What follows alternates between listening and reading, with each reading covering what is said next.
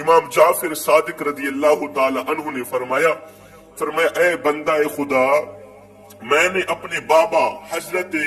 سیدنا امام باقر رضی اللہ تعالی عنہ سے سنا، انہوں نے اپنے بزرگوں سے سنا،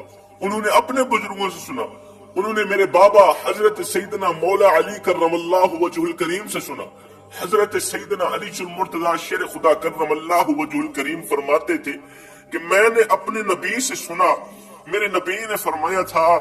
5 گناہ ایسے ہیں، اور یہ 5 گناہ کرنے والے 5 آدمی ایسے ہیں، 5 افراد ایسے ہیں جن کی نماز قبول نہیں ہوتی، جن کے سجدے قبول نہیں ہوتے، یہاں تک کہ ان کی نماز ان کے سروں سے